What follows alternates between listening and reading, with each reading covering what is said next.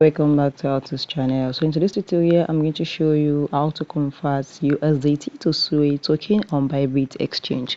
Let's get started. What you need to do is open your Bybit Exchange.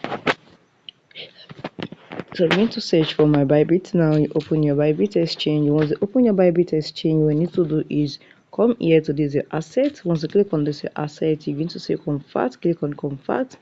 You're going to click on convert. You can see this one is BTC. Change this one to you're converting from USDT, change it to USDT, and here you also change this one to search for SUI here.